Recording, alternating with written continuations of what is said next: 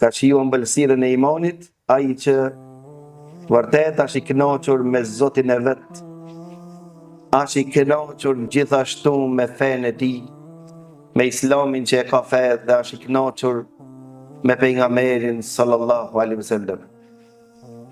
Kënaqësia të ish i kënaqur me Zotin tan është shkalla më e lartë e ibadetit dhe adhurimit zemrës. Dhe këtë pozitë nuk e gëzojnë të gjithë, e gëzojnë vetëm njerëzit e veçantë. Parat kur u transmetu te Husein ibn Ali, nipi Aliut radhiyallahu anhu, dhe lajmëruan dhe i thanë se Ebu Dher el Ghifariu thot: o Zoti i madh, mashallah, ma shumë e du varfërinë se pasurinë. Ma shumë e pëlqej të jemi smur se sa të jem i shëndosh. Dhe ato e pyet. Dhe i thanë përse, për shkak se thot njeriu në varfëri është më modest se sa kur është i pasur. Njeri kur është i smut më shumë tha pastrohet nga gjënohet se kur është njeri i shëndosh. Mirë po, e tha Husein ibn Ali një fjalë që e shënoi historia. Dhe i tha: çfarë mendon me thonjën e Ebu Dher el Ghifariut këtë dhe këtë?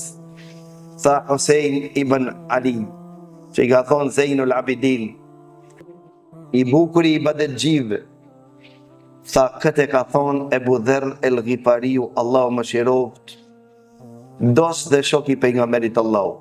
Ndërsa unë po thamë diçka tjetër. Çfarë po thuaj ja Husein ibn Ali? Tha tek unë është më e dashur atë që e përzgjedh Allahu për mua se sa unë ta përzgjedhi për veten tim. Për mua është më e dashur atë që Allahu azza wa jalla të këmir që Allahu ma vesh. Nëse Allahu e zgjedh që të jemi shëndosh, është më e dashur te unë se që jemi smur. Nëse Allahu ma vesh këmishën e varfërisë, është më e dashur se të ma vesh këmishën e pasurisë. Por nëse Allahu ma vesh këmishën e pasurisë, është më e dashur se sa të ma veshe këmishën e varfërisë, nga se Allahu është më i ditshëm për mu cila këmish më banë se sa unë për vetën tim. Kja është mekam, i thëjmë mekamu rida. Pozita e të qenurit i kënaqur me Allahun tanë. Pozita e lartë.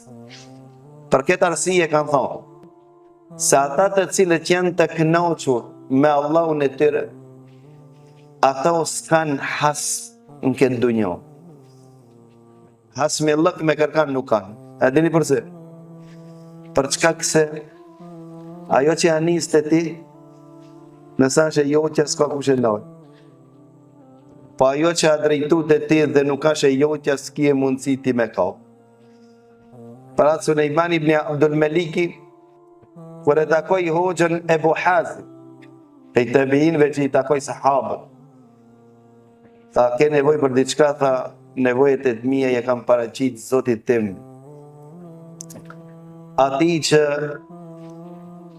e ka caktu çdo sen për mu dhe nuk vënohet pa më ardhë në atë kohë që Allah e ka përcaktu.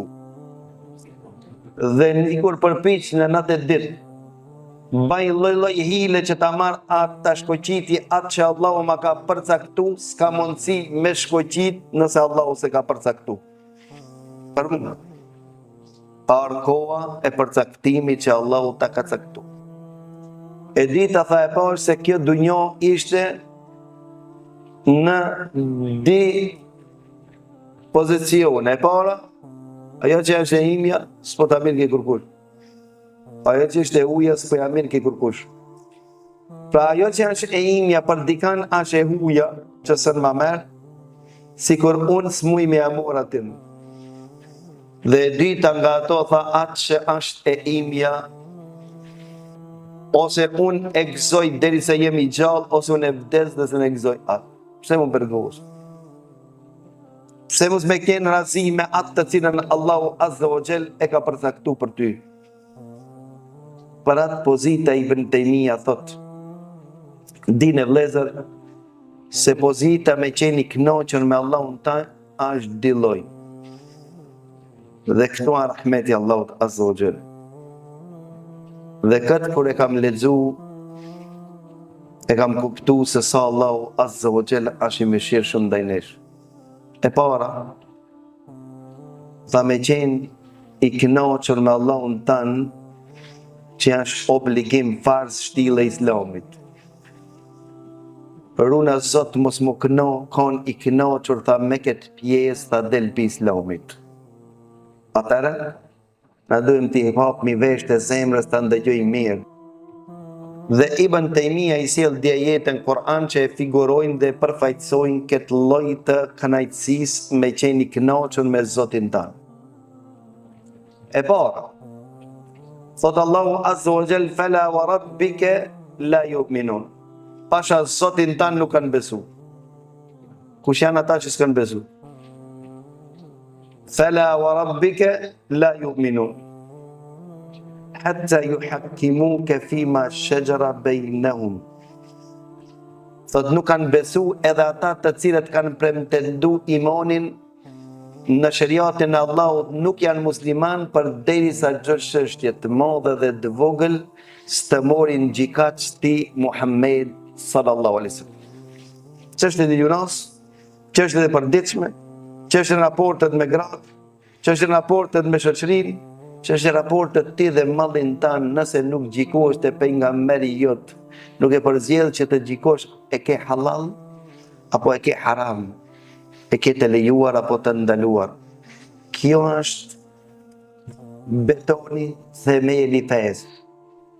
Ata të cilët nuk e morin gjikatës Muhammedin sallallahu alaihi wasallam dhe s'gjikohen me librin e Allahut Azza wa Jall, qoftë çështje madhore madhe apo çështje e vogël, thot Allahu nuk kanë besu. Dhe kjo është shtilla e imanit.